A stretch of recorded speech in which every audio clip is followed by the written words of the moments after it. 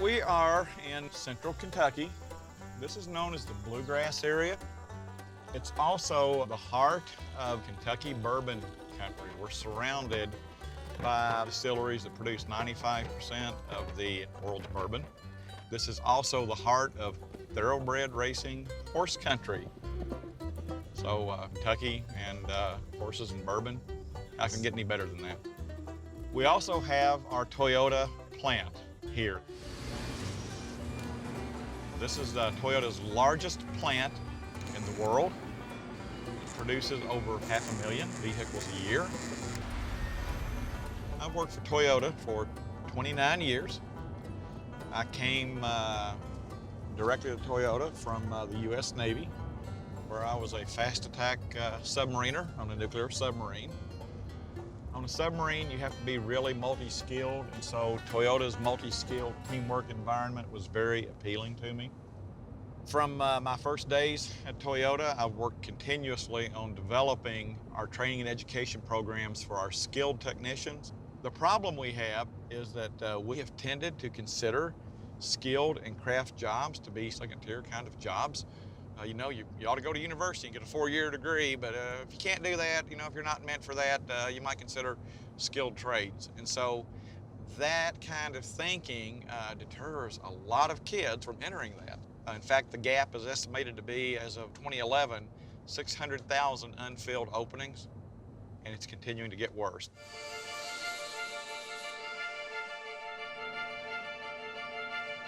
Many of the 120 workers here have been on the job 20 to 30 years and are getting set to retire.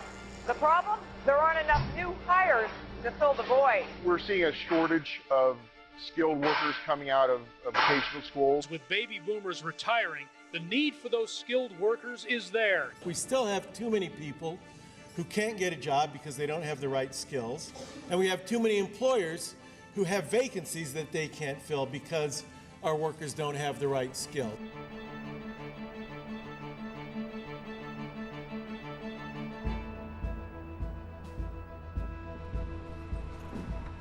And so here is what we did.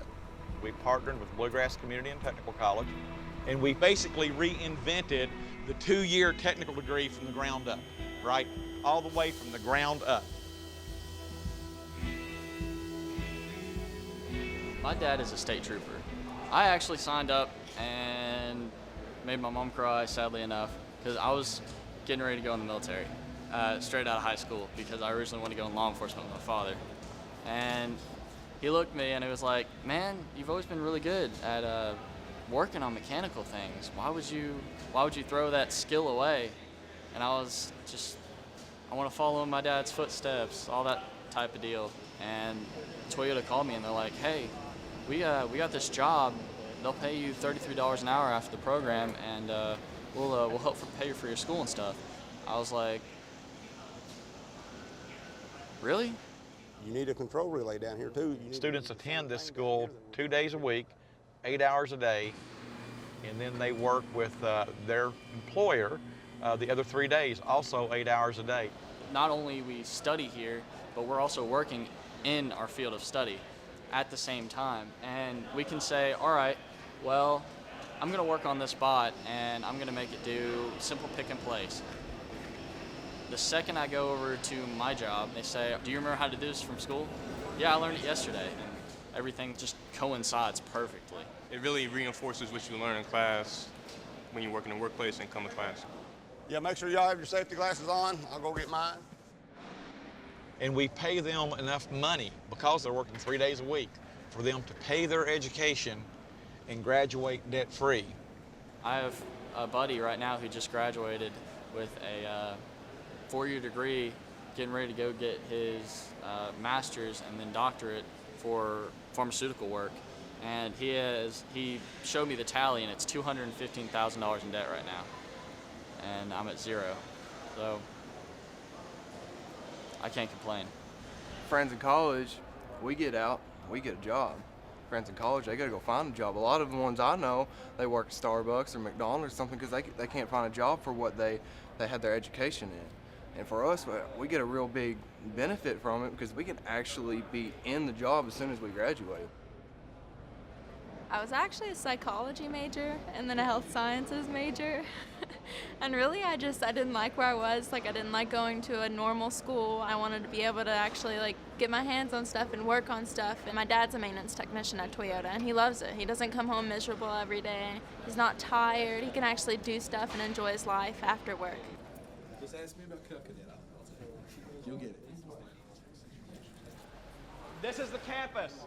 This is the learning area. So remember I said manufacturing emulation. Do you see it on there? No classrooms, open area, high ceiling, concrete floor. Another aspect is having industrial grade equipment. This is the manufacturing simulator. Notice an industrial grade. It was designed for this program.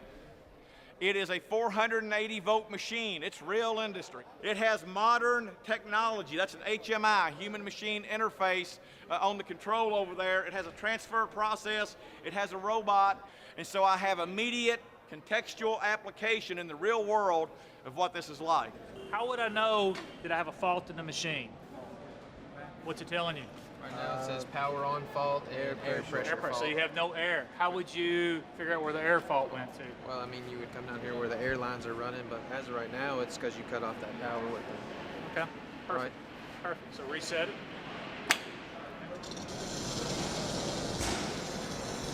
Here's the cool thing about doing this from the employer side. We literally picked every single course that students would take, and therefore we had the most high priority training so that they made maximum use of that time.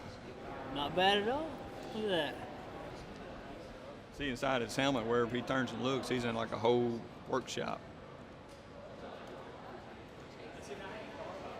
The kind of people that are working with the manufacturing industry today are skilled workers, highly skilled workers. And companies are keenly aware of what kind of skill they need and at what cost.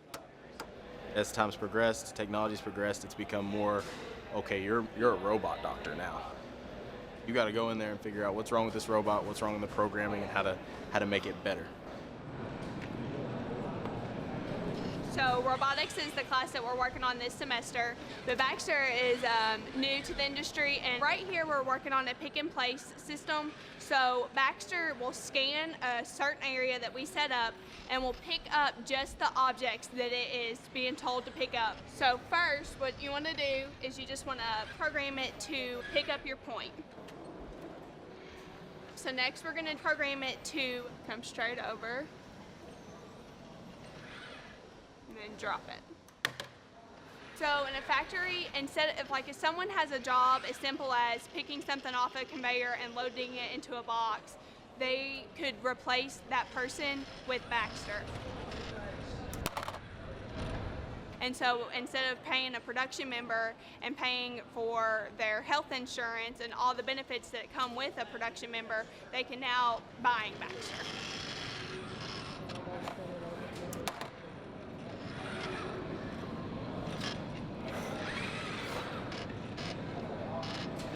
We made Baxter dance one time.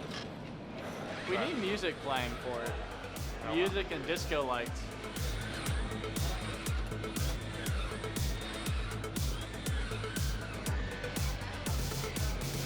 I don't know, you have to have a little humor whenever you hear it, though.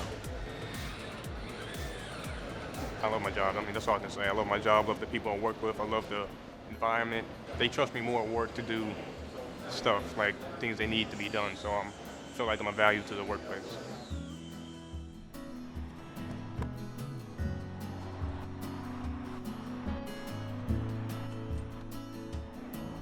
You know, we're not trying, as Toyota, we're not trying to sell this, but it's starting to spread very quickly. Here we are 6 years later, and we have well over 100 companies who've joined us because that program works. We've had a number of national educators who have stated that they believe it is the best 2-year technical program in the U.S. We've had several observations that they think that this is actually the model of the future.